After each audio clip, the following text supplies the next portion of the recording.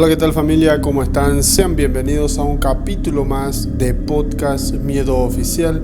En esta ocasión estoy muy feliz porque les traigo un episodio casi documental sobre los masónicos. ¿Qué son? ¿A qué se dedican? ¿Qué son las logias? ¿Por qué antes eran perseguidos hace 300 años cuando esto se creó y ahora ya no?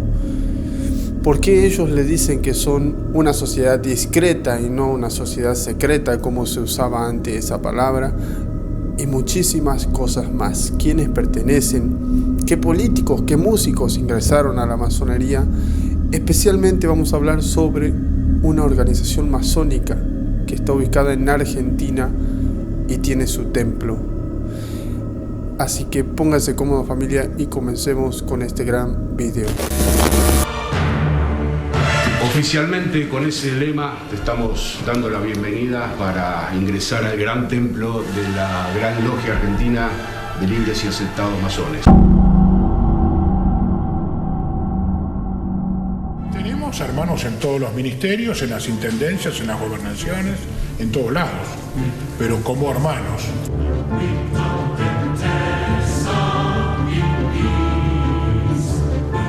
Vos como gran maestra de la masonería argentina tenés el poder de elegir dirigentes a dedo. Una sociedad secreta que busca el poder, que maneja, no, de ninguna manera. Que hay masones que tienen poder es un problema, digamos, de cada uno.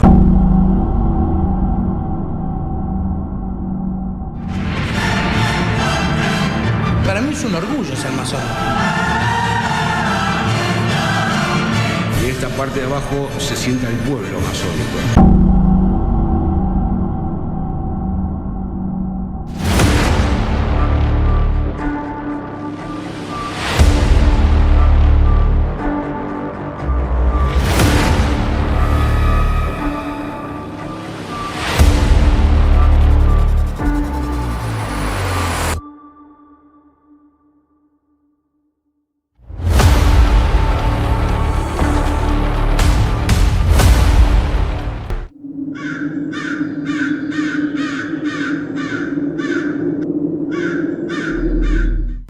Los masones son una sociedad internacional discreta, ya no secreta como les venía diciendo, porque ellos ya no usan esa palabra, sino que ahora le dicen discreta. Y bueno, defienden ideas humanísticas, filosóficas. Ellos se organizan por logias y es una estructura jerárquica basada en grados.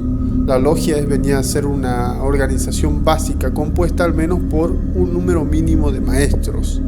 El término también hace referencia al lugar físico donde se reúnen los llamados hermanos. Funciona como una institución iniciática, es decir, que admite como miembros y revela sus secretos solo a quienes superan ciertos grados o ciertos ritos de iniciación. Continuamente están promoviendo la búsqueda de la verdad mediante el estudio filósofo del ser humano, el cultivo de la ciencia y las artes y la contribución al progreso social, el desarrollo moral y espiritual del individuo. Vamos a ver este documental y qué nos dice acerca de esto.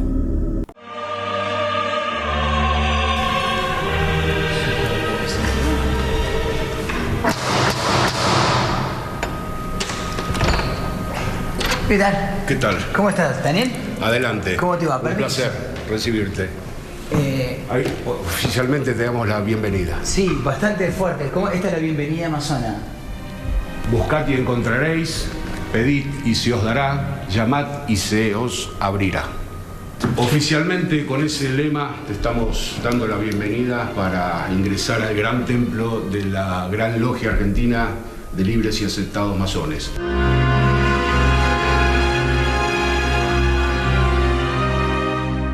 También está un ojo que no solo veo en billetes, sino que yo desde mi cultura más del internet lo relaciono con lo Illuminati, digamos. Sí, Entiendo que me equivoco. No tenemos nada que ver con los Illuminati, pero sí es un ojo muy usado y popular en la masonería, el ojo que todo lo ve. Es una representación de la divinidad. Ajá. Hecho con un triángulo. Un triángulo siempre está asociada, una figura geométrica asociada con lo espiritual o la trascendencia o lo divino, según tu creencia. Según tu creencia, no es que Exacto. necesariamente significa o el Dios cristiano, o el Dios judío, o el Dios musulmán, es como que es... Por eso que nosotros no hablamos de Dios, sino que hablamos de gran arquitecto del universo, que es un genérico que agrupa a todos los dioses, Claro.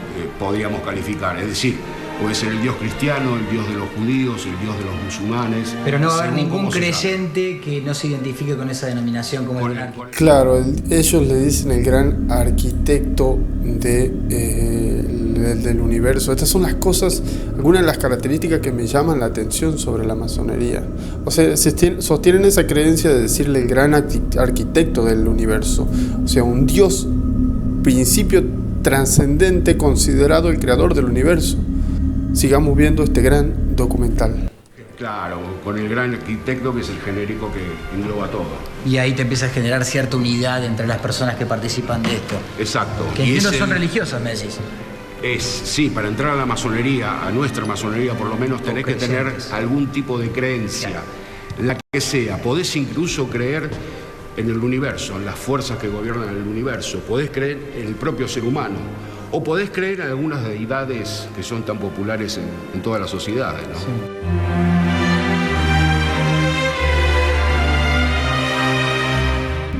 Un ateo no podría ingresar, obviamente, entonces a una masonería,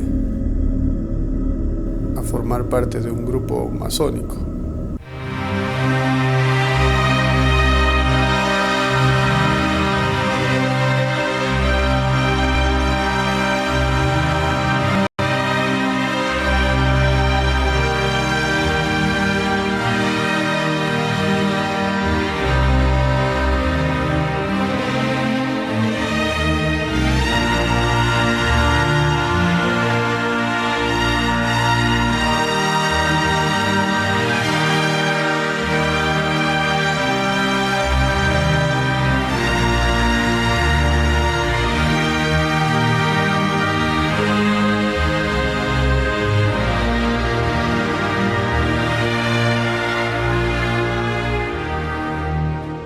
Ya estamos en el interior Estamos dentro. del gran Y te templo. imaginarás que tengo demasiadas preguntas. Porque esto... A ver, ¿estamos en un lugar secreto? No, en un lugar discreto. La masonería ha cambiado conceptualmente muchísimo del secretismo que nos veíamos obligados a vivir hace 200 años. Por ejemplo, en plena guerra de la independencia, imagínate que si se daban a conocer abiertamente a los integrantes de la masonería, corría peligro sus vidas. El tratamiento de los miembros de la logia será de hermano al interior de ella y de usted fuera de ella. Siempre que un hermano fuera elegido para el gobierno o el mando, no podrá deliberar cosa alguna de grave importancia sin haber considerado el parecer de la logia. Será una de las primeras obligaciones de los hermanos auxiliarse mutuamente. Todo hermano deberá sostener, a riesgo de la vida, las determinaciones de la logia. Guarda estas palabras en su corazón como secretas y graves.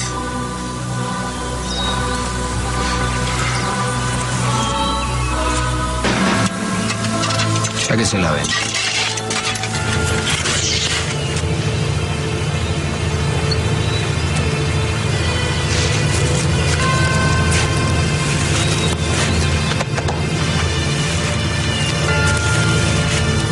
Ahora vamos a quemar las huellas de esta reunión y con ellas quemamos también nuestras ambiciones personales en pos de una sola causa común: liberar a América de la opresión extranjera y llevar a sus habitantes a la felicidad.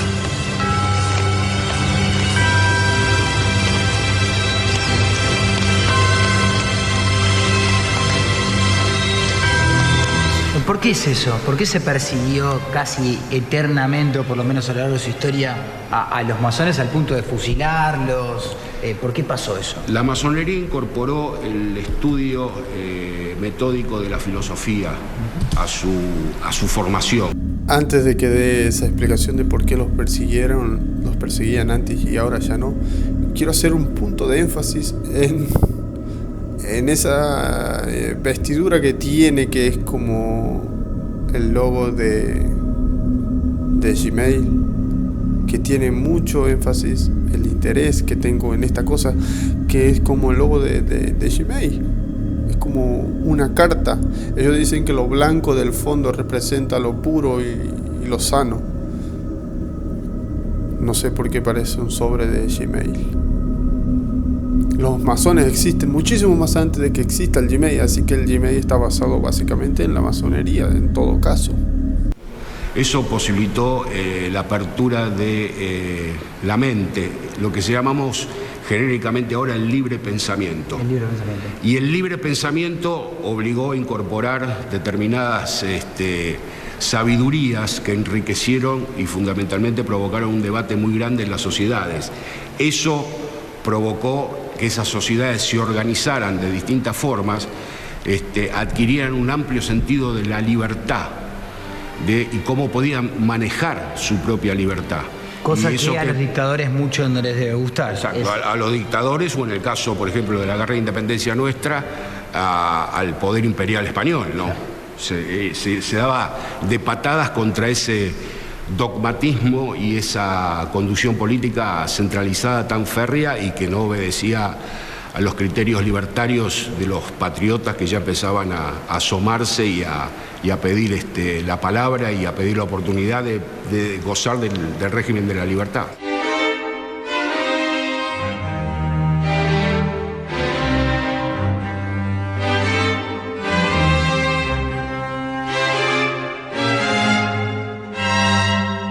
Somos una sociedad iniciática porque se hace una ceremonia por la cual se acepta a un nuevo integrante que tiene también un rito específico.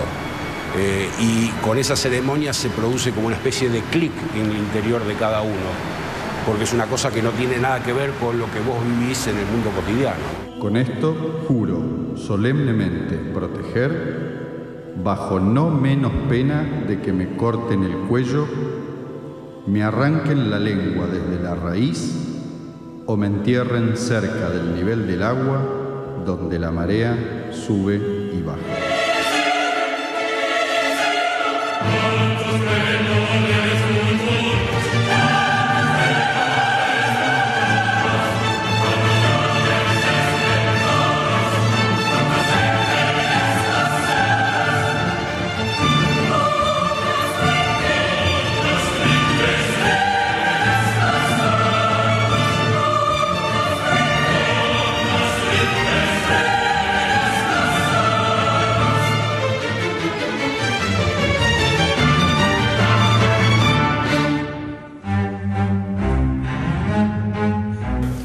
Bueno, Nicolás, primero, vos sos gran maestre. Gran maestre de la masonería. ¿Te puedo tutear? Totalmente. Sí. Perfecto. Contame cuál es tu función como gran maestre. El gran maestre es la cabeza máxima de una sumatoria. Primero están las logias, que es la base de la masonería. Después, esa sumatoria de logias tiene una gran logia que las dirige, que está dirigida precisamente por el gran maestre. ¿Qué es una logia? Una logia es una agrupación de determinadas personas donde tratan distintos temas. Son unidades formativas de la persona. Tratan de perfeccionarlo en los distintos ambientes, en las distintas disciplinas, tanto en el aspecto ético como en el intelectual. ¿Vos hace cuánto decidiste meterte en el mundo de las logias? 32 años. 32 años. 32 años. ¿Por qué? Y fue una búsqueda de algo distinto. Traté de tratar de perfeccionarme y de estar en un ámbito pluripartidario, plurideológico, donde me permita convivir con el que piensa diferente. Que esa es una de las grandes aventuras que propone la orden masónica a la sociedad, para el que quiera correr esa aventura, de entender de que uno no tiene la verdad absoluta.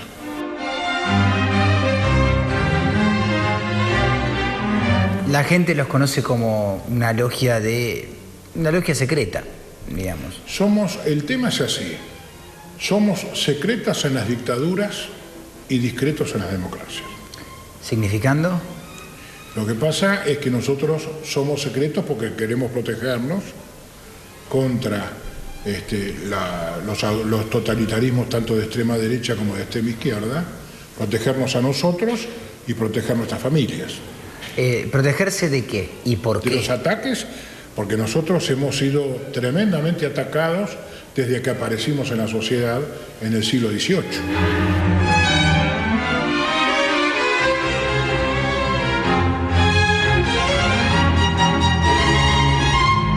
Vos, como gran maestre de la masonería argentina, ¿tenés el poder de elegir dirigentes a dedo? No, nosotros no hacemos política. Acá esta es una institución que políticamente incorpora gente de izquierda y de derecha, todos, con excepciones. Hay límites, por ejemplo, los estalinistas no pueden estar, porque son discriminadores y plantean la dictadura del proletariado. Marxistas puede haber, en tanto y en cuanto abandonen el concepto de dictadura del proletariado. Fascistas tampoco. Franquistas menos. Nazis tampoco. Hubo un holocausto nazi en la Alemania que nos perseguía a nosotros por ser librepensadores.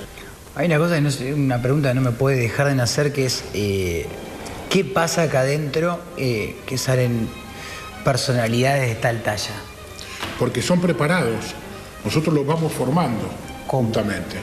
En los templos, en los distintos temas. Yo, por ejemplo, me he incorporado conocimiento de temas que jamás en la vida común lo hubiera incorporado. ¿Cómo qué? Por ejemplo, yo en cuanto me inicié, yo soy abogado, cuando me inicié hace 32 años, en mi logia vino un profesor, ahora fallecido, médico argentino, que había ido a un congreso de Estados Unidos y trajo la novedad, la resonancia magnética nuclear. Yo con mi, digamos, profanidad en materia médica, la conocía. Después, por ejemplo, hay sacerdotes que nos dieron clases de religiones comparadas.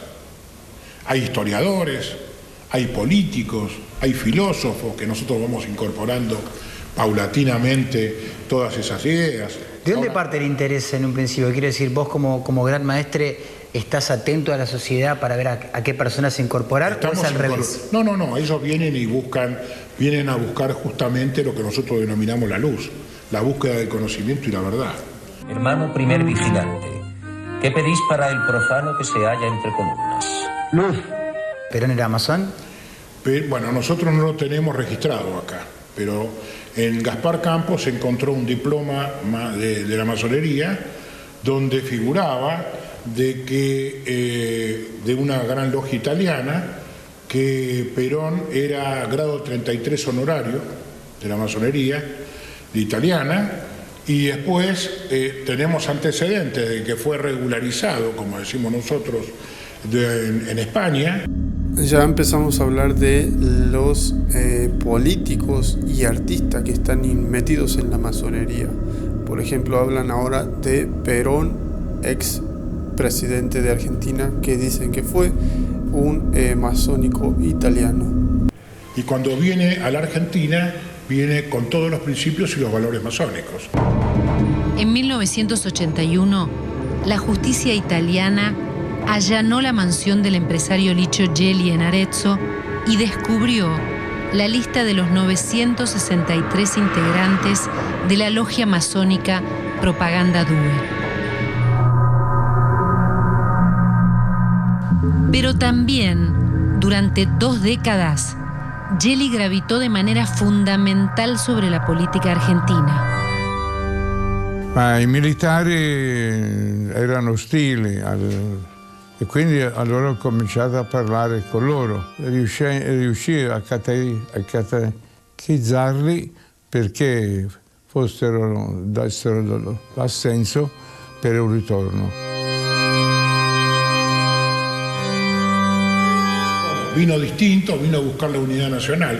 Claro, incorporó a su concepción política el damero, donde aceptó al que piensa diferente, lo incorporó y lograron la unidad nacional, que se vio trunca porque falleció al poco tiempo. Pero es un hecho que Perón era masón, no es algo discutible. Sí.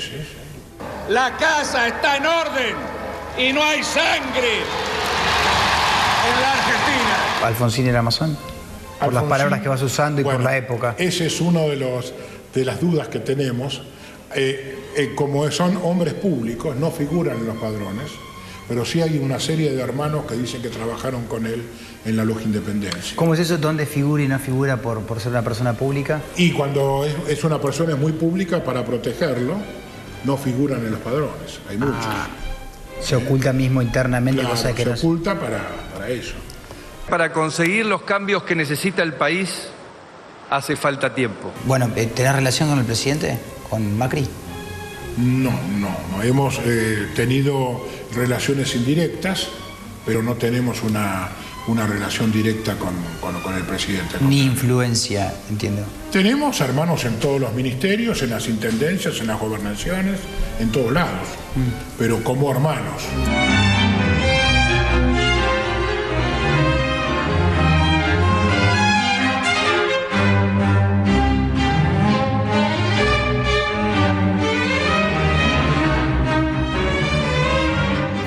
Vos en tu vida profana, y uso su palabra para fuera del templo, ¿cómo es ser masón ante los ojos del otro?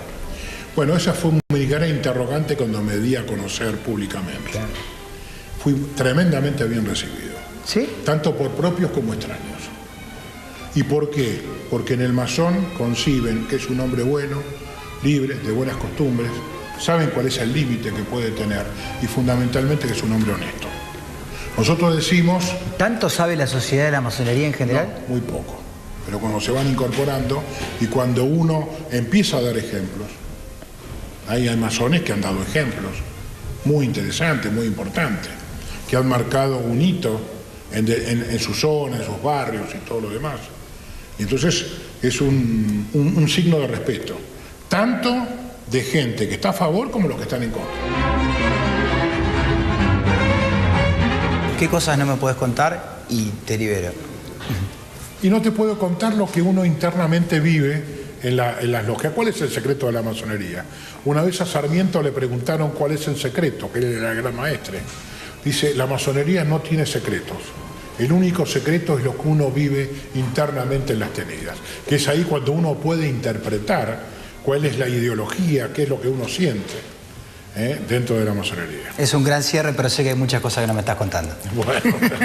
Gracias, Nicolás. Ha sido un placer,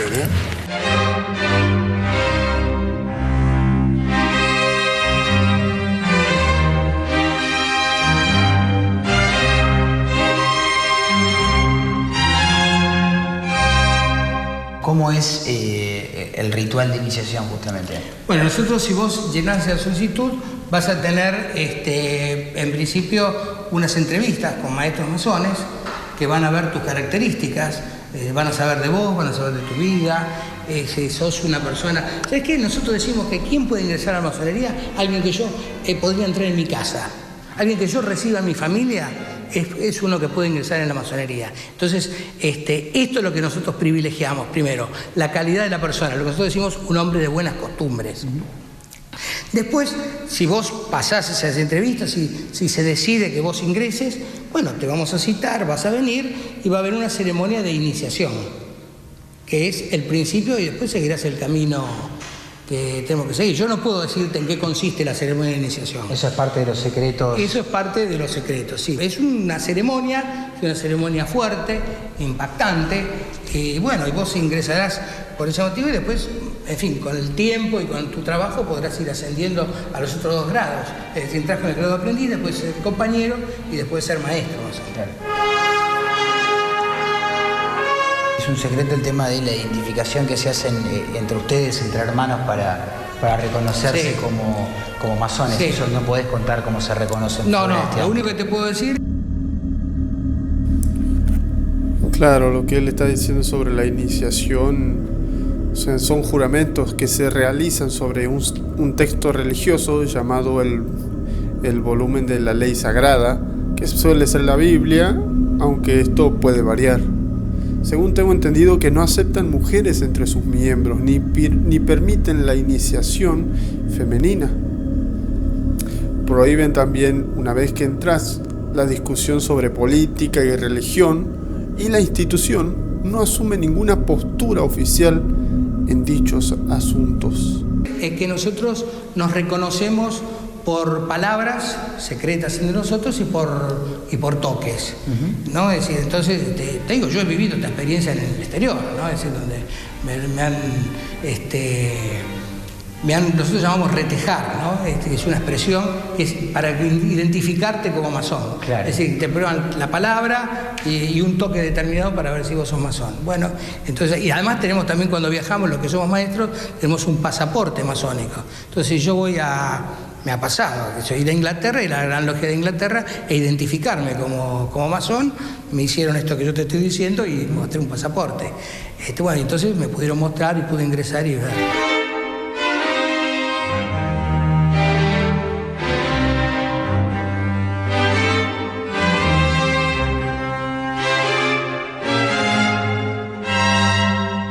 ¿En qué reside el secreto de los secretos? Quiere decir, ¿cuáles son las cosas que todavía no se cuentan y cuáles son las que ya abrieron?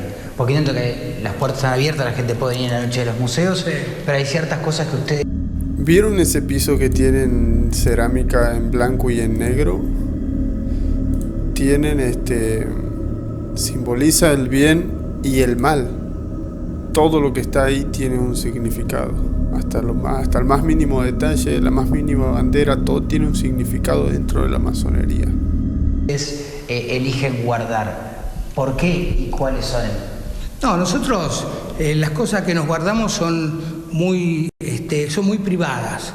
Es decir, nosotros decimos que nosotros venimos acá a buscar la perfección y que tenemos que trabajar lo que llamamos la piedra bruta, es decir, nuestro templo interno. Es decir, acá estamos viendo un templo, este es el templo externo, pero después tenemos un templo interno, que es para cómo buscamos la perfección. Ese templo interno es el que nosotros tratamos de perfeccionar.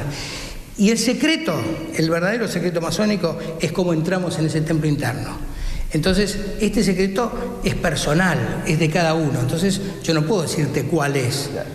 Pero en realidad no hay otros secretos extraños. Sí, lo que yo te dije, los toques, las palabras, en fin, algunos lugares que, por ejemplo, de acá no te puedo mostrar, que es donde se hacen las iniciaciones y algunas ceremonias, y nada más. No tenemos grandes secretos, somos discretos y no secretos. Discretos y no secretos.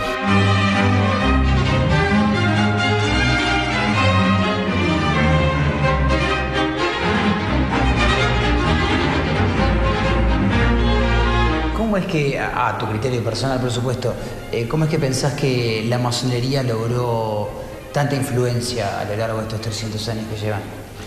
Bueno, lo que logró influencia fueron los masones, ¿no? Es decir, los principios que nosotros llevamos adelante, estos principios de libertad, de igualdad, de fraternidad, de una práctica de buenas personas, que buscamos nuestra perfección, y bueno, esto fue dando sus frutos con los años.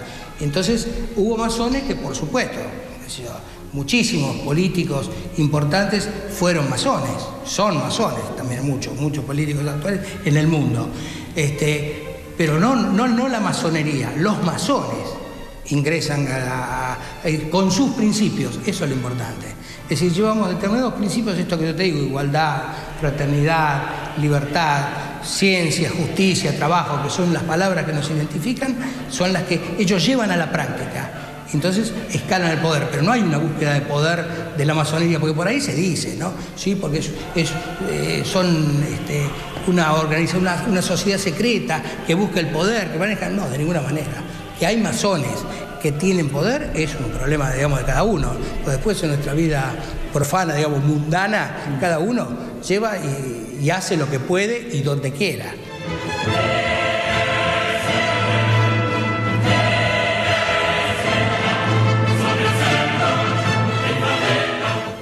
Bueno, y llegó el momento de la primera pausa de este programa y yo les voy a pedir que se queden ahí. ¿Por qué? Porque justamente quedan más misterios por resolver en el próximo bloque y quizás sea el más interesante de todo el programa. ¿Por qué? Porque vamos a hablar de la simbología masónica. Así que quédense ahí porque todo lo que se preguntan con respecto al compás, la regla, el martillo, la estrella de 5 puntas, la G, los 3 puntos, todas esas preguntas van a ser contestadas cuando en el próximo bloque. Así que banquen, que ya volvemos.